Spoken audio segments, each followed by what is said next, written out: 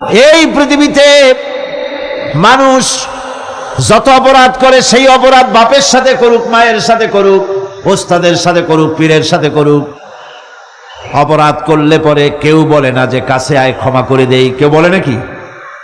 কেউ বলে না। আল্লাহ পাক এমন রহমান, এমন রহিম। বান্দা যখন গুনাহ করে আল্লাহ পাক গুনাহগারদেরকে ডাকেন, চুরি করেছিস, গুনাহ করেছিস, মদ খেয়েছিস, জিনা করেছিস, জুয়া খেলেছিস, হত্যা করেছিস, কুফরি করেছিস, শিরক করেছিস, যত রকমের পাপ করিস না কেন, ফিরে আয়, ফিরে আয়, চোখের পানি ফেল, আমি আল্লাহ রব্বুল আলামিন মাফ করে দেব। কোরআনে কারীম বলছে, ইল্লা মান তাবা ওয়া আমানা ওয়া আমিলা আমালান সালিহান ফাউলাইকা ইউবাদদিলুল্লাহু সাইয়্যাতিহিম হাসানাতিন ওয়া কানাল্লাহু গফুরার রহিমা। কিন্তু যে ব্যক্তি তওবা করেছে এবং ঈমান এনে পরবর্তীকালে ভালো কাজ করেছে, তাদের মন্দ কাজগুলি আল্লাহ পাক ভালো কাজ দিয়ে বদলায় দিবেন। এত বড় একটা কথা শুনে সুবহানাল্লাহ মুখ থেকে বেরোলো না? গুনাহগার যত গুনাহ করেছে সে যদি তওবা করে, ওই সব গুনাহ যদি না করে, তার সাইয়্যাতগুলি আল্লাহ পাক হাসানাত দিয়ে বদলায় দিবেন। মানুষেরা চুরি করে, ডাকাতি করে, জিনা ব্যভিচার করে, যা কিছুই করে থানায় ধরা পড়ে। থানায় ধরা পড়লে তারপরে তার বিরুদ্ধে চার্জশিট হলো, এরপরে তার জেল হলো, ছাড়া পেল, আবার অন্যায় করলো, আবার ধরা পড়লো, যতবার জেল হলো ততবার ছাড়া পেল, কিন্তু থানায় দাগী আসামিদের খাতায়, চোরের খাতায়, ডাকাতের খাতায় নামটা তার মোছা হয় না, থানায় নামটা থেকেই যায়। কিন্তু আল্লাহ রাব্বুল আলামিন এমন এক বিচারক, এমন রহমান, এমন রহিম। মানুষ যদি গুনাহ করে, যত বড় গুনাহ করুক, এই গুনার পরে সে যদি অনুশোচনা করে, তওবা পড়ে, গুনাহ থেকে যদি ফিরে থাকে, আর যদি সেই গুনাহ না করে, আল্লাহ পাক বলেন শুধু মাফ করি না, গুনার খাতায় যে নামটা ছিল নামটাও আমি আল্লাহ মুছে ফেলে দেই। এই হচ্ছে রহমান, এই হচ্ছে রহিম, এই হচ্ছে তার অফুরন্ত দয়া, যে দয়ার কোনো শেষ নাই। এক্ষেত্রে আল্লাহ রাব্বুল আলামিন তার দয়া ও ক্ষমার বিশাল ব্যক্তির কথা উল্লেখ করেছেন, যার কোনো সীমা নাই। কোরআনে কারীম বলছে, কুল ইয়া ইবাদিয়াল্লাযীনা আসরাফু আলা আনফুসিহিম লা তাকনাতু মির রাহমাতিল্লাহ। হে আমার ওই সব বান্দাগণ যারা নাকি পাপাচার করে অশ্লীলতার মধ্যে নিমজ্জিত হয়ে নিজেদের জীবনকে নষ্ট করেছে, তোমরা তোমার অনাচার যত কঠিন হোক, যত বেশি হোক, আমার রহমত থেকে নিরাশ হও না। সুবহানাল্লাহ, আমার রহমত থেকে নিরাশ হও না। যত বড় পাপ করে থাকো, আমার রহমত থেকে নিরাশ হও না। ইন্নাল্লাহা ইয়াগফিরুয যুনুবা জামিআ ইন্নাহু হুয়াল গফুরুর রহিম। যদি তওবার মতো তওবা করতে পারো, যদি চোখের পানি দিয়া আল্লাহ পাককে রাজি করাইতে পারো, আল্লাহ পাক বলেন বান্দা যদি তওবা করে, খাঁটি যদি তওবা করে, জীবনে ওই সব গুনাহ যদি আর না করে, আল্লাহ পাক বলেন জিন্দেগীর সকল গুনাহ আমি রব্বুল আলামিন মাফ করে দেব। তিনি গফুর, তিনি রহিম, ক্ষমাশীল এবং দয়াবান। এত দয়া, যে দয়ার কোনো শেষ নাই। আল্লাহ পাকের দয়াকে, তার রহমতকে, তার করুণাকে তিনি 100 ভাগ করেছেন। এই 100 ভাগের 1 ভাগ গোটা পৃথিবীতে তিনি ছড়িয়ে দিয়েছেন, আর 99টা ভাগ কার কাছে?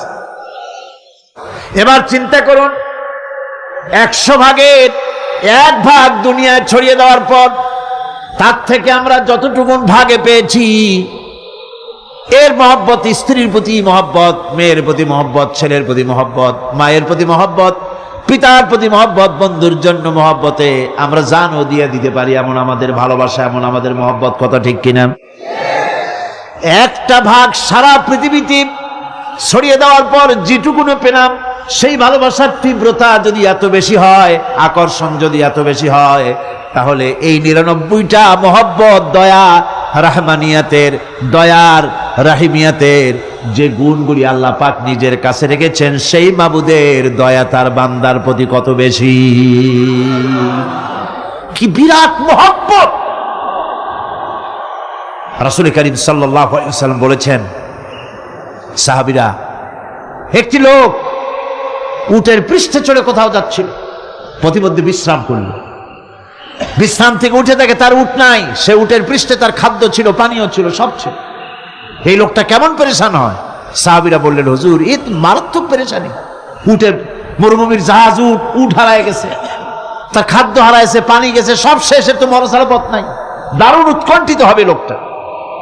হুজুর বলেন, এই লোকটি পেরেশান হয়ে আস, এমন সময় দেখতে পেল তার সেই উট তার খাদ্য আর পানীয় নিয়ে তার কাছে ফিরে এসেছে। বলো কেমন খুশি হয়?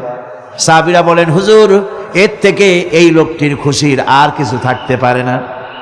নবীজি বলেন, আমার সাহাবীরা শোনো, আল্লাহর কোন বান্দা যখন নাফরমান হয়ে যায়, আল্লাহ থেকে দূরে সরে যায়, আল্লাহ থেকে যখন এরাজ করে যায়, উঠারা ব্যক্তি উট পাওয়ার জন্য যেমন অবস্থা হয়ে যায়, আল্লাহ পাক তার বান্দার জন্য তেমন বোধ করেন। উঠারা ব্যক্তি উট পেলে পরে যেমন আনন্দিত হয়ে যায়, কোন নাফরমান বান্দা যদি সেজদায় পড়ে কান্দে আর বলে, আল্লাহ, গুনাহ করেছি, আমারে মাফ করে দাও, উঠারা ব্যক্তি উট পায়া যত খুশি হয়, এর থেকে লক্ষ কোটি কেন বেশি আল্লাহ রাব্বুল আলামিন তার বান্দার প্রতি খুশি হয়ে যান। আল্লাহ রহমান রহিম, কি দয়া! এত বড় দয়া তার। সেই দয়ার কারণে তার প্রতি আমাদেরকে আকৃষ্ট হতে হবে। মাফ চাইলে আল্লাহ পাক মাফ করবেন। ওয়াকালা রাব্বুকুম উদউনি আস্তাজিব লাকুম। তোমাদের রব তোমাকে বলছে, তোমাদের রব কে? আমাদের রব। সকলে বলেন, কে আমাদের রব? সে আল্লাহ আমাদেরকে বলছেন, তোমাদের রব বলছেন, আমাকে ডাকো, আমি ডাকে সাড়া দেব। সুবহানাল্লাহ। এরকম একটা অনুভূতি আমার নিজের হয়েছিল, আমার নিজের একটা অনুভূতি। কাবা শরীফের ভিতরে যখন আল্লাহ পাক আমাকে প্রবেশের সুযোগ দিয়েছিলেন, কাবা শরীফের মধ্যে, তখন তার রসমে কাবা নাই। কাবার ভেতরে ঢুকলে তখন চতুর্দিক কেবলা, চতুর্দিকে ফিরে দুরাকাত না করে নামাজ পড়লাম। সেজদা দেওয়ার সুযোগ হলো, সেজদায় পড়ে এমন কান্না শুরু হলো, দম আটকে যাওয়ার মতো, শুধু কাঁপতেই থাকলো। আধা ঘন্টা চলে গেল সেজদার ভেতরে। এরপরে আমার চিন্তা হলো, হুঁশ হলো যে আমি এতক্ষণ এখানে সেজদায় পড়ে আছি, আরো তো মেহমান এর মধ্যে ঢুকবে। কিছু রাষ্ট্রীয় মেহমান ছিল, দুনিয়ার বিভিন্ন দেশ থেকে তারা দাওয়াত দিয়েছিল। তো সেই মেহমানরা ঢুকতে পারবে না, এর মধ্যে 18-20 জনের বেশি লোক ধরে না। তা আমি অন্যের হক বোধহয় নষ্ট করছি, এই অনুভূতি না আসলে আমি কতক্ষণ সেজদায় পড়ে থাকতাম আল্লাহই জানে। আমি যখন সেজদা থেকে মাথা তুললাম, দরজার দিকে যখন তাকিয়েছি, ঠিক আমার চোখটা গিয়ে পড়লো দরজার সেই অংশে যেখানে লেখা আছে, ওয়াকালা রাব্বুকুম উদউনি আস্তাজিব লাকুম। আমি আবার ফুফায় কাল্লাম, আল্লাহ, আমি আমার দায়িত্ব পালন করেছি, আমি তো আমার রবকে ডেকেছি। আল্লাহ, তোমার গোলামের কথা তুমি শোনো, এটা আল্লাহর ওয়াদা। বান্দা কান, আমার কাছে চোখের পানি ফেল। রাসূল করিম সাল্লাল্লাহু আলাইহি সাল্লাম বলেছেন, আল্লাহ পাকের দরবারে 2টা ফোঁটা বেশি কবুল, বেশি মঞ্জুর, বেশি প্রিয়। একটি হচ্ছে জিহাদের ময়দানে যে রক্ত ফোঁটা পড়ে, সেই রক্ত ফোঁটা। আর একটি হচ্ছে আল্লাহর ভয়তে চোখ থেকে যে পানি ফোঁটা পড়ে, এটি আল্লাহর কাছে দারুণ প্রিয়। গুনার কারণে কলবের ভিতরে কলব জং আলুদা হয়ে গিয়েছে, গুনার কারণে কলব তো নষ্ট হয়ে গিয়েছে, জং পড়ে গেছে। জং বোঝেন না? বোঝেন না? হ্যাঁ, মরিচা। মরিচা জং হচ্ছে মরিচা, লোহায় মরিচা পড়ে। গুনাহ করতে করতে কলবের মধ্যে মরিচা পড়ে যায়। এই মরিচা উঠাইতে চান? মরিচা যদি ওঠে, কোরআন শুনবেন, মজা লাগবে, গান শুনলে গা জ্বলে উঠবে, ওয়াজ শুনবেন, হাদিস শুনবেন, ভালো লাগবে, অন্য আজে বাজে কথা পছন্দ হবে না। এই কালবের জং যদি উঠে যায়, কোরআন তেলাওয়াত করবেন মজা লাগবে, জিকির করবেন মজা লাগবে, নামাজ পড়বেন মজা লাগবে, আল্লাহ পাকের দরবারে হাত তুলবেন তো চোখ থেকে দরদর করে পানি বেরোতে থাকবে। চোখে পানি আসে না, কারণ কলব তো জাঙ্গালুদা হয়ে গিয়েছে, এটা মরিচা পড়ে গিয়েছে। আমি জিজ্ঞেস করতে চাই, কলবের এই জং, এই মরিচা কি আপনারা উঠাতে চান? সেই মরিচা যদি তুলতে চান তাহলে চোখের পানি ছাড়া আর কিছুই নাই, আল্লাহ পাকের জিকির করতে হবে। আল্লাহ পাকের জিকির হচ্ছে জং উঠিয়ে দেওয়ার জন্য সবচাইতে বড় হাতিয়ার, আর চোখের পানিতে এই জংগুলি ধুয়ে মুছে আল্লাহ পাক সাফ করে দিবেন। কাঁদতে শিখুন, আল্লাহ পাকের দরবারে চোখের পানি ফেলতে চেষ্টা করুন। কিয়ামতের দিন আল্লাহ পাক যদি রহিম না হন, বাঁচার কোনো উপায় নাই। বাঁচার উপায় আছে? উপায় নাই। আল্লাহ যদি হিসাবের জন্য ধরেন কিয়ামতের দিন কাউকে, হিসাবের জন্য যদি ধরেন, তাহলে জাহান্নাম ছাড়া পথ নাই। এই জন্যে আল্লাহুম্মা হাসিবনি হিসাবান ইয়াসীরা, এই দোয়া পড়তে হবে। আমরা যখন বললাম আর রহমানির রহিম, বলেন সবাই আর রহমানির রহিম। আবার প্রশ্ন হয়, বান্দা বুঝলাম, আরো কোনো কোয়ালিটি, আরো কোনো বৈশিষ্ট্য তার আছে নাকি? আমরা বলি মালিকি ইয়াউমিদ্দিন, তিনি হচ্ছেন বিচার দিনের মালিক, শেষ বিচারের মালিক তিনি। একদিকে এটাকে ব্যালেন্স করা হয়েছে, একদিকে অফুরন্ত রহমত, যার কোনো কুল নাই, কিনারা নাই। এখন আদল দরকার। এখন কি দরকার? আদল, ইনসাফ দরকার। আল্লাহ পাক একদিকে অফুরন্ত রহমত আর নিয়ামত দিয়ে পৃথিবীকে ছেয়ে রেখেছেন, অপর দিকে বলেছেন আমি হচ্ছি বিচার দিনের মালিক, সেদিন আমি বিচার করব। সেই বিচারের ভিতরে কোনো পক্ষপাতিত্ব থাকবে না, হবে না। সেখানে তিনি হবেন হাকামুল হাকিমিন, ওইটা হবে সুপ্রিম কোর্টের সুপ্রিম কোর্ট। সেই পরকালে, সেই কিয়ামতের মাঠে আপনাকে আমাকে সকলকে উপস্থিত হতে হবে, নাকি হবে না? সবাইকে উঠতে হবে। এই দিন শব্দটি কোরআনে কারিমে বহু জায়গায় বলা হয়েছে এবং বিভিন্ন অর্থে ব্যবহার করা হয়েছে। যেমন দিন শব্দের অর্থ প্রভাব, প্রতিপত্তি, আধিপত্য, ইতাআত, বন্দিগি, দাসত্ব, আনুগত্য, নীতি, পথ, পন্থা, হিসাব, ফায়সালা, প্রতিদান, প্রতিফল, এরকম অনেক অর্থ, অনেক অর্থে দিন শব্দ কোরআনে কারিমের মধ্যে ব্যবহৃত হয়েছে। কিন্তু এখানে মালিক ইয়াউমিদ্দিন, এই দিন এখানে ব্যবহার করা হয়েছে প্রতিফল অর্থে। প্রতিফলের দিন, যেদিন প্রতিফল দেওয়া হবে, তিনি হচ্ছেন সেই দিবসের অধিপতি, সেই দিবসের মালিক।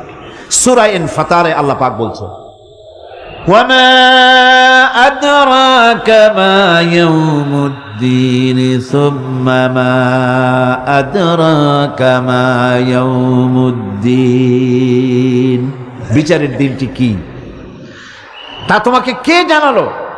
আবার জিজ্ঞেস করছি, তোমাকে কে জানালো বিচারের দিনটা কি? আল্লাহ পাক জবাবে বলছেন বিচারের দিনটা হচ্ছে ইয়াউমা লা তামলিকু নাফসুন লিনাফসিন শাইআন ওয়াল আমরু ইয়াউমা ইযিন লিল্লাহ। বিচারের দিন হচ্ছে এমন দিন যেদিন কেউ নিজেকে রক্ষা করতে পারবে না, কারো থেকে কেউ নিজেকে রক্ষা করতে পারবে না, নিজেকে কেউ নিজের জন্য কাউকে সাহায্যকারী পাবে না। সমগ্র ব্যাপারটি নিরঙ্কুশভাবে আল্লাহ রাব্বুল আলামিনের হাতে থাকবে। সেই দিনটার নাম কিয়ামত, সেটার নাম পরকাল, সেটার নাম হচ্ছে বিচারের দিন। যেদিন কর্তৃত্ব হবে কেবলমাত্র কার? আল্লাহ পাক। সেই দিনটা হচ্ছে কর্মফল পাওয়ার দিন। লাহা মা কাসাবাত ওয়া আলাইহা মাকতাসাবাত, প্রত্যেক মানুষই সেই উপার্জন অনুসারে সেখানে ফল পাবে। যেমন কর্ম তেমন ফল পাবে, ব্যক্তি হিসাবে পাবে, দল হিসাবে পাবে। তিলকা উম্মাতুন ক্বাদ খালাত লাহা মা কাসাবাত ওয়া লাকুম মা কাসাবতুম ওয়া লা তুসআলুনা আম্মা ইয়ামালুন। প্রত্যেক মানুষই তার উপার্জন অনুসারী ফল পাবে। যা সে পাবে তা নিজের উপার্জন ছাড়া আর কিছুই না। আর যে ফল পাবে সেটাও তার উপার্জন। সুতরাং কিয়ামতের দিন আল্লাহ মানুষের উপরে কোনো জুলম করবেন না, অত্যাচার করবেন না। আল্লাহ পাক তো তার বান্দার জন্য জুলুমকারী নন, ঠিক কিনা? আল্লাহ পাক বলছেন, মান আমিলা সালিহান ফালিনাফসিহি ওয়া মান আসাআ ফাআলাইহা ওয়া মা রাব্বুকা বিযাল্লামিন লিল আবিদ। যে ব্যক্তি পুণ্য কাজ করলো সে নিজের কাজে নিজের স্বার্থেই তা করলো। আমরা যে নামাজ পড়ি এটা কি আল্লাহর স্বার্থ? কথা কন, আল্লাহর স্বার্থ? সারা পৃথিবীর সমস্ত মানুষ যদি আল্লাহরে সেজদা দেয়, আল্লাহর ক্ষমতা আরো কিছু কালের জন্য বাড়বে নাকি? সমস্ত মানুষ যদি আল্লাহকে অস্বীকার করে, বিদ্রোহী ঘোষণা করে, বিদ্রোহ ঘোষণা করে, তাতে কি আল্লাহর ক্ষমতা শেষ হয়ে যাবে? নাউযুবিল্লাহি মিন যালিক। যেমন ছিলেন তেমনই থাকবেন। সুতরাং আমরা যা করি, আমরা নামাজ পড়ি নিজেদের জন্যে, আল্লাহকে খুশি করার জন্য, কিন্তু কল্যাণটা আমার। কল্যাণটা কার? আমার। রোজা, হজ, যাকাত, তেলাওয়াত যা করি সব আল্লাহকে খুশি করার জন্য, কিন্তু স্বার্থ পুরাটাই আমার, আমার কল্যাণের জন্যই আমি করি। এবং আল্লাহ হচ্ছেন তিনি তোমাদের রব। ওমা রাব্বুকা বিযাল্লামিন লিল আবিদ। তোমাদের রব হচ্ছেন তিনি যিনি বান্দাদের উপরে কখনো অত্যাচার করেন না, জুলম করেন না, মেহেরবানি দিয়ে যিনি ছেয়ে রাখেন, তিনি হচ্ছেন আল্লাহ পাক। সুতরাং সেই কিয়ামতের মাঠে আল্লাহ পাকের দরবারে আমাদের সকলকেই উঠতে হবে। আল্লাহ পাকের দরবারে আমাদের সামনে, আল্লাহ পাকের সামনে দাঁড়াতে হবে। সেদিন আমাদেরকে কেউ বাঁচাতে পারবে না। সেদিন আল্লাহ পাক এর দরবারে যেন আমরা আসামি না হই, সেজন্য এই পৃথিবীতে কোরআন অনুযায়ী আমাদের জীবন গড়তে হবে, সুন্নাহ অনুযায়ী জীবন গড়তে হবে। তাহলে পরকালে আল্লাহ পাকের কাছে নাজাত পাওয়া যাবে। বড় কঠিন জায়গা, বড়ই কঠিন জায়গা। আপনি ইউরোপে যান, আমেরিকায় যান, যেখানেই যান না কেন, বিদেশে গেলে সেখানে বন্ধু বান্ধব আছে, ফরেন কারেন্সি সংগ্রহ করে যেতে হয়। আর যদি বন্ধু বান্ধব না থাকে তাহলে ফরেন কারেন্সি তো সংগ্রহ করে নিয়ে যাবেনি, সেটা দিয়ে আপনার উপকার হবে। কিন্তু এমন একটা দেশে আমরা যাব, আমাদের সকলকে যেতে হবে। ওই দেশটার নাম কি? পরকাল। ওটার নাম কি? পরকাল। ওই পরকালে আমরা যে উঠব, সেখানে কোনো আত্মীয় স্বজন মিলবে না। আল ইয়াউমা লা ইয়ানফাউ মালুন ওয়ালা বানুন। ধন, সন্তান, সন্ততি, সম্পদ কোনো কাজে লাগবে না কিয়ামতের মাঠে। সেদিন আমাদের উঠতে হবে খালি হাতে, সেখানে উঠতে হবে। কোনো ফরেন কারেন্সি দিয়ে কাজ হবে না, বন্ধু বান্ধব মিলবে না, কারেন্সিও মিলবে না। এমন একটা কঠিন জায়গা যেখানে মাথার উপরে হবে প্রচণ্ড সূর্যের কিরণ, পায়ের তলে হবে তামার মতো জমিন, সমস্ত মাঠ জুড়ে শুধু মানুষ চিল্লাবে, কাঁদতে থাকবে, চিল্লাইতে থাকবে, উলঙ্গিনী হয়ে কিয়ামতের মাঠে মানুষ আল্লাহর দরবারে উঠবে। হযরত আয়েশা সিদ্দিকা রাদিয়াল্লাহু তাআলা আনহা বলেছেন, হে রাসূল, তাহলে কি মানুষের শরম করবে না? হুজুর বললেন, শরমের অনুভূতিই তো থাকবে না। মানুষ সব আকাশের দিকে, ঊর্ধ্বের দিকে তাকিয়ে থাকবে, ভয়তে অস্থির হয়ে যাবে, কেউ কারো দিকে তাকাবার সময় পাবে না। এমন একটা বিভীষিকাময়, এমন একটা বিরাট জায়গায়, কঠিন জায়গায় আমাদের সকলকে উঠতে হবে। যাওয়ার আগে আল্লাহ পাক স্মরণ করিয়ে দিচ্ছেন, সূরা ফাতিহা প্রত্যেক নামাজে আমাদের স্মরণ করিয়ে দেয়, তিনি শুধু রহমান রহিমই নন, তিনি মালিক ইয়াউমিদ্দিন। তিনি কিয়ামতের দিন মানুষের বিচার করবেন। সে বিচারের মধ্যে পক্ষপাতিত্ব থাকবে না, সে বিচারটা বড় কঠিন হবে। কারো পয়সা যদি মারেন, কারো হক যদি নষ্ট করেন, তাহলে প্রতিটা পয়সার জন্য 70 রাকাত কবুল নামাজের সওয়াব দিতে হবে কিয়ামতের মাঠে। বাঁচা যাবে না সেদিন, উপায় হবে না। আল্লাহ পাক যার প্রতি রহম করবেন তিনি ছাড়া আর বাঁচার কোনো পথ থাকবে না। সেই জন্য ওই পরকালের মাঠে কিয়ামতের দিন আল্লাহ পাকের দরবারে আমরা যেন আল্লাহর খাঁটি বান্দা হয়ে উঠতে পারি, এ জীবন যাপনের তৌফিক আল্লাহ পাক যেন আমাদের দান করেন। আমরা সবাই বলি আমিন, সকলে বলেন আমিন। এই পৃথিবীতে আসার পর আমাদের হায়াত তো বাড়ছে না, বরং হায়াত প্রতি মুহূর্তে কি হচ্ছে? লোকেরা বলে হায়াত বাড়ে, হায়াত তো বাড়ে না। হায়াত কি হয়? জন্মের পরের থেকে আমার জন্য রিজার্ভ আছে যতটুকুন, 50 বছর বাঁচবো, 60 বছর বাঁচবো, যতটুকুন হায়াত আমার জন্য নির্ধারিত করা আছে, নির্ধারণ করা আছে, প্রতিদিন একদিন করে কমে যেতেছে।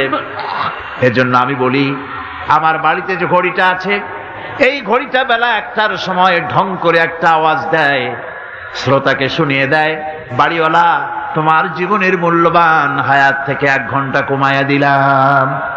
2টার সময় 2টা ঘন্টা লাগায়, শোনায় দিল, বান্দারে তোমার জীবনের মূল্যবান সময় থেকে 2 ঘন্টা কমে গেল। এমনি করে দিন গেল, মাস গেল, বছর গেল, আমাদের হুঁশ হলো না। সময় চলে গেল তাস খেলে খেলে, সময় চলে গেল আমাদের খেলাধুলা করে, শয়তানি বদমাশি করে। সময় কতটুকুন পেলাম? কিয়ামতের দিন, বিচারের দিনটা যেটা হবে, আল্লাহ রাব্বুল আলামিন বলেন বিচারের দিনটাই লম্বা হবে 50 আলফা সানা মিম্মা তাউদ্দুন। বিচারের দিনটা লম্বা হবে কত বছর? 50,000 বছর। কত বছর? দুনিয়ায় যেভাবে তুমি হিসাব করো, দুনিয়ার গণনা অনুযায়ী হাসরের বিচারের দিনটা হবে 50,000 বছরের মতো লম্বা। এক কিতাবে দেখেছি, তিনি লিখেছেন হিসাব করে, কিয়ামতের ওই দিনটার হিসাবে 50,000 বছর একটা দিন লম্বা। ওই হিসাবে পৃথিবীতে যারা 60 বছর বাঁচলো, সেজন্য আখেরাতে 2 মিনিট দুনিয়ায় বাঁচলো। চিন্তা করেছে? মাত্র 2 মিনিট। 60 বছর যারা হায়াত পেল, 2 মিনিট বাঁচলো। এই 2 মিনিটের জন্য কত হাঙ্গামা, কত মারধর, কত সন্ত্রাস, ক্ষমতার জন্য লড়াই, ধ্যান করেঙ্গে ত্যান করেঙ্গে, লাঠিকে আন্দার মুগুর ভরেঙ্গে, শক্তির ঠেলায় অস্থির। আমার বন্ধুগণ, সময় চলে যাচ্ছে স্রোতের মতো করে, কারো জন্য সময় অপেক্ষা করতেছে না। আমাদের মৃত্যু প্রতি মুহূর্তে কাছে চলে আসতেছে। এই জন্য শায়ের বলেছেন, আগাহা আপনি মৌত সে কোই বাশার নেহি, আগাহা আপনি মৌত সে कोई बशर नहीं, सामा 100 बरस के हैं पल की खबर नहीं। মৃত্যু সম্পর্কে আমাদের কারো জানা নাই। যে কোনো মুহূর্তে মৃত্যু আমাদের কাছে এসে যেতে পারে, মৃত্যু সম্পর্কে কিছুই জানা নাই। অথচ প্রতি মুহূর্তে আমরা মৃত্যুর দিকে এগিয়ে চলছি। মাল সামান 100 বছর কি ধরে খাবো তাও জমা করে রেখেছি, কিন্তু এক মুহূর্তের খবর নাই। মাহফিলে এসেছি, বাড়ি যেতে পারবো নিশ্চয়তা নাই। আছে? বলেন আছে? আপনি বাড়ি যাও ভালো, বসেছেন, দাঁড়াতে পারবেন, এই নিশ্চয়তা আছে? নাই। সুতরাং সূরাটি যে সময়ের উপরে কসম করে মূলত সময়ের অপরিসীম গুরুত্ব সম্পর্কে আল্লাহ পাক মানুষকে বুঝাই দিতেছেন।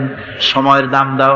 আমাদের সময় চলে যায় গান শুনতে শুনতে, আশ্চর্য মলম বিক্রি করা দেখতে দেখতে, তাস পাশা খেলতে খেলতে সময় চলে যায়, কেউ খেয়াল করে না। সময় বলতে অতীত কালও হতে পারে, আবার বর্তমানও হতে পারে। আর বর্তমান কাল কোনো কালই না। বর্তমান কাল কোনো কাল নয়। প্রতি মুহূর্তে ভবিষ্যৎ এসে বর্তমান হয়, আর প্রতি মুহূর্তে বর্তমান কি হয়? অতীত হয়ে যায়। বর্তমান কাল বলে কোনো কাল নেই। প্রতি মুহূর্তে অতীত হয়ে যাচ্ছে। এই যে আমি মাহফিলে বসছিলাম প্রথম এসে, ওইটা কি এখনো বর্তমান আছে? এই যে বর্তমান কথা বলছি, এটা অতীত হয়ে যাচ্ছে। সুতরাং বর্তমান কাল নাই। আল্লাহ পাক অল আসরের সময়ের কসম করে বলছেন। যদি আমরা চিন্তা ভাবনা করি, তাহলে আমরা লক্ষ্য করব আমাদের আসল মূলধন সময়। আসল মূলধন কি? জীবনের আসল মূলধন কি? সময়। ইমাম রাজি রহমতুল্লাহ আলাইহি এই পর্যায়ে এক বুজুর্গের ব্যক্তির কথা তিনি আলোচনা করেছেন। তিনি বলেছেন যে একটা লোক, তিনি সূরা আল আসর এর ব্যাখ্যা তিনি বুঝতেছিলেন না। ব্যাখ্যাটা এই মাথার মধ্যে ঘুরপাক খাচ্ছিল এর ব্যাখ্যা। একবার তিনি বাজারে ঢুকলেন, তারপরে তিনি শুনতে পেলেন বাজারের এক প্রান্ত থেকে একজন চিল্লায় বলতেছে, সেই ব্যক্তির উপরে রহম করো যার পুঁজি গলে যায়, সেই ব্যক্তির উপরে রহম করো যার পুঁজি গলে যায়। উনি চিন্তা করলেন পুঁজি এবার গলে কেমনে? উনি দৌড়ে গেলেন, যায় দেখেন যে ব্যাটা চিল্লাচ্ছে সে হচ্ছে বরফ বিক্রেতা। কি বিক্রেতা? বরফ। বরফ, আইস। এখন এই বরফ বিক্রেতা সে চিল্লায় বলতেছে, সেই ব্যক্তির পরে রহম করো যার পুঁজি কি গলে যায়। সূর্যের তাপ বাড়তেছে আর বরফ গলে যাচ্ছে। সে বুঝাতে চাচ্ছে যে আমার এই বরফটা জমাট থাকা অবস্থায় তোমরা কেউ কেনো, যেহেতু আমার পুঁজি তো এর মধ্যে আমি ইনভেস্ট করেছি। এটা যদি পানি হয়ে যায় তো পানি তো কেউ কিনবে না, এটা তো যেখানে সেখানে পাওয়া যায়। বরফ পাওয়া যায় না বলেই তো আমি বরফ কিনে আনছি। তোমরা আমার প্রতি দয়া করো, তাড়াতাড়ি করে বরফটা কিনে নিয়ে যাও। ইমাম রাজি রহমাতুল্লাহ আলাইহি বলেন, বুজুর্গ ব্যক্তি চিৎকার মেরে বললেন, আল্লাহু আকবার, আমি কিন্তু এই বরফ বিক্রেতার ঘোষণার মধ্য দিয়ে সূরা ওয়াল আসরের তাফসীর আমি বুঝে ফেলেছি। তার মানে হলো, বরফ বিক্রেতা যেভাবে বলতেছে, সেই ব্যক্তির উপরে রহম করো যার পুঁজি গলে যায়। আমারও তো একটা পুঁজি আছে, ওই পুঁজির নাম হায়াত। প্রতি মুহূর্তে আমার পুঁজি তো গলে যেতেছে, আমার পুঁজি তো গলে যায়, প্রতি মুহূর্তে কমে যেতেছে। আহারে, এই পুঁজি যে গলে গেল, ধরে রাখতে পারলাম না, এজন্য কিছুই তো করতে পারি নাই। সূরা ওয়াল আসরের ভিতরে মানুষের আয়ুষ্কাল দেওয়া হয়েছে, বরফ গলে যাওয়ার মতো দ্রুত সে আয়ু কমে যাচ্ছে।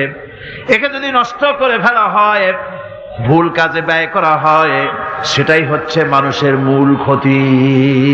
মানুষের মূল ক্ষতি। ব্যবসায় ক্ষতিগ্রস্ত হয়েছে, এটা মূল ক্ষতি নয়। স্বাস্থ্য হারাইছে, মূল ক্ষতি নয়। রাজনীতিতে ব্যর্থ হয়েছে, মূল ক্ষতি নয়। জীবনে মন্ত্রিত্ব হারাইছে, মূল ক্ষতি নয়।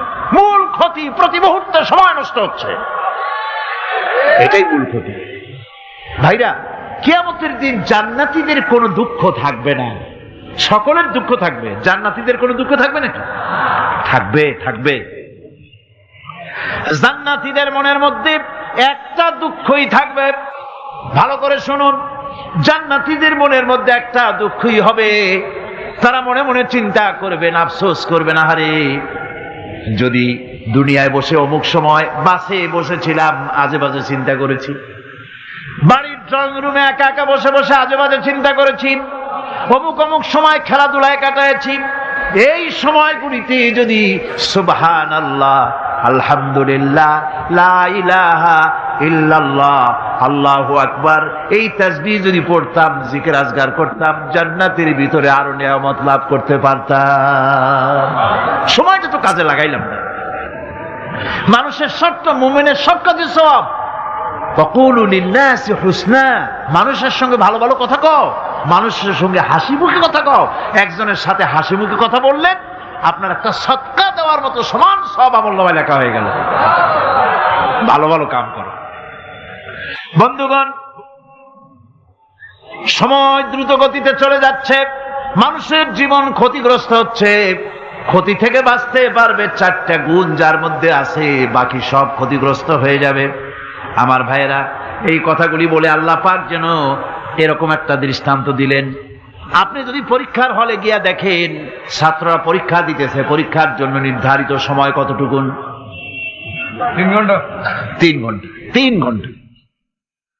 আপনি গিয়ে দেখলেন কোন একজন পরীক্ষার্থী পরীক্ষা দিতে গিয়ে আর একদিকে তাকায় আছে, আকাশের তারা গুনতেছে, অথবা সে গল্প করতেছে, অথবা পরীক্ষা বাদ দিয়ে আজে বাজে কিছু লিখতেছে। আপনি যেমন তাকে, ওই ছেলেটাকে আনবো না, গাফেল ছেলেটাকে ঘড়ির দিকে তাকায় বলেন, এই ছেলে, ওই ঘড়ির দিকে তাকাও, দেখো তোমার সময় কিন্তু চলে যেতেছে, মাত্র 1 ঘন্টা, আর তুমি সময় নষ্ট করতেছো। আল্লাহ যেন স্নেহ পরবশে তামাম পৃথিবীর গোলামদেরকে, বান্দাদেরকে আঙ্গুল নির্দেশনা দিয়ে বলছেন, বান্দারা, প্রতি মুহূর্তে তোর জীবনের মূল্যবান সময় চলে যেতেছে, প্রতি মুহূর্তে সময় যাচ্ছে। আল ইনসান, ইনসান বলতে শুধু মুসলমান না, ইনসান বলতে কি মুসলমান শুধু না, আল ইনসান মানব মণ্ডলী, বিশ্বের সমস্ত মানুষকে আল্লাহ বলছেন, হিন্দু, খ্রিস্টান, বৌদ্ধ, নাসারা, ইহুদি, মজুসি, মুসলমান, বিশ্বের সব মানুষকে আল্লাহ বলছেন। যেহেতু আল্লাহ স্রষ্টা, মানুষের ব্যাপারে সার্বিক কল্যাণময় কথা কে বলতে পারেন? কে বলতে পারেন? সে আল্লাহ রাব্বুল আলামিন বলছেন, সময় চলে যাচ্ছে, ও পৃথিবীর মানুষেরা। এই মানুষ বলতে আল্লাহ রাব্বুল আলামিন কোন ব্যক্তি, কোন গোষ্ঠী, কোন জাতিকে বলেন নাই, বলেছেন সমগ্র মানবতাকে। এর অর্থ হচ্ছে, সূরাটিতে উল্লেখ্য 4টি গুণ যদি আমল করতে পারে লোকেরা, যেই ব্যক্তি করবে, যেই সমাজ করবে, যেই রাষ্ট্র করবে, যেই গোষ্ঠী করবে, যেই জাতি করবে, তারাই ক্ষতি থেকে বেঁচে যাবে। আর যারা করবে না, তারা ক্ষতিগ্রস্ত হবে। কি হবে বলুন? এখন আল্লাহ পাকের কথা শুনুন, আল্লাহ পাক বলছেন ওয়াল আসরি ইন্নাল ইনসানা লাফি খুসর। খুসর, খুসরিন, এই যে খুসর, খাসারা, এই শব্দটা হচ্ছে আবিধানিক অর্থে ক্ষতি হচ্ছে লাভের বিপরীত। লাভের বিপরীত কি? ক্ষতি। নাফা, এই নাফার বিপরীত কি? নুকসান।